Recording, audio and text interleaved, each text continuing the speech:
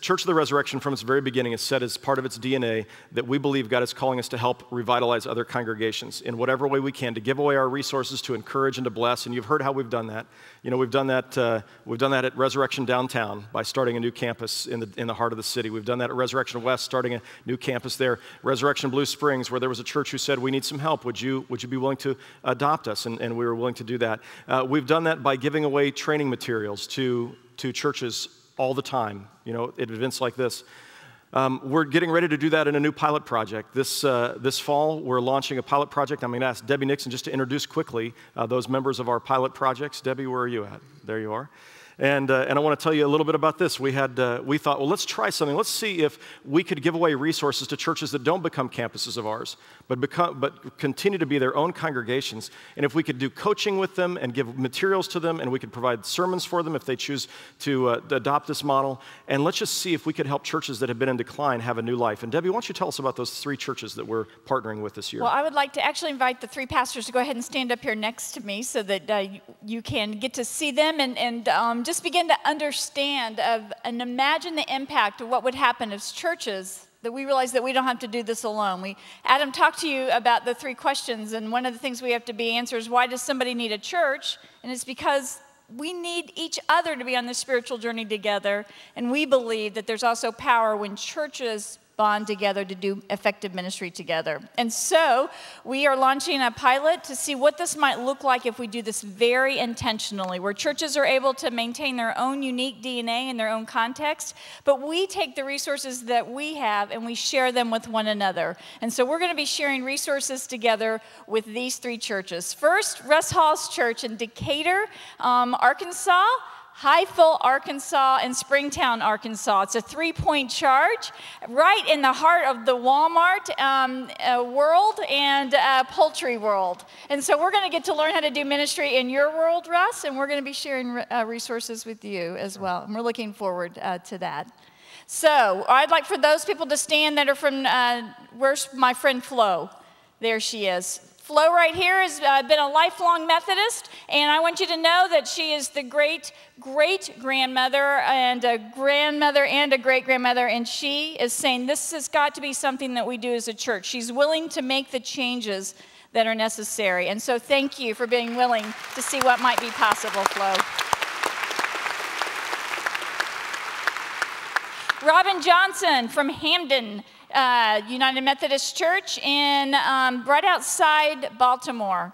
He is in an area for a church that was started in the 1800s and has now been in decline, but is right in the middle of Johns Hopkins University, where there's a lot of young people there. And so we're looking forward to being able to see what we can learn about doing ministry in that setting, as well as sharing resources with you. And so those from Hamden United Methodist Church, will you please stand as well?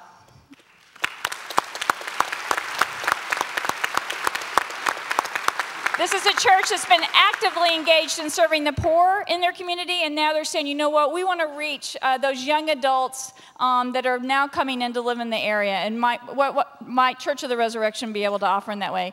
And then finally, we have Brad Bennett. Brad is in Odessa, Texas, way, way, way out there in Texas. And in Odessa, it's a community that's growing. There's economic growth there. This church was started about 50 years ago when the young people that were a part of the first church down in Odessa didn't like the way their moms and dads were doing church. It was boring. And so they went out and they started their own church called St. Luke United Methodist Church. And now, well, they're finding themselves at an age where maybe the young people are saying, we don't know if we like the way you do church here. And so this is a church that's saying, you know what, we want to change. We've come through some conflict. We're ready to make some changes because we know that God is not done with this yet. And so Odessa United Methodist Church, we're going to learn what it's like to do church in Texas with you.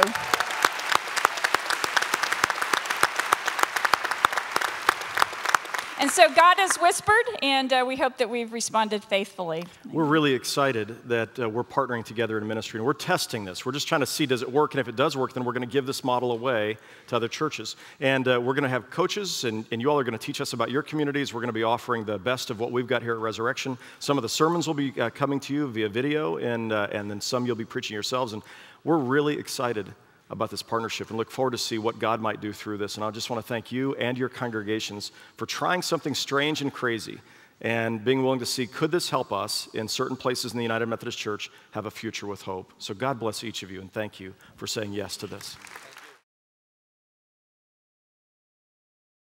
I've been trying to get the church to reach out to the community. There are really two communities there. There's the old Hamden people that have been there forever, and it's a cycle of addiction, poverty, all kinds of inner city problems you have in any inner city.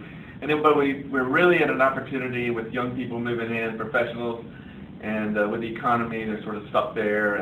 And I've been trying to lead this church to reach out to them, and I believe I felt the Spirit this year like I've never had before. And I'm just so excited that God's not finished with me in Baltimore yet, and God's not finished with the Hamden United Methodist Church. Throughout these years, I've always said I'm there because God has sent me there. I just really wasn't sure what for. And I'm just glad to be a part of this church and your ministry, and I really think we can make it happen.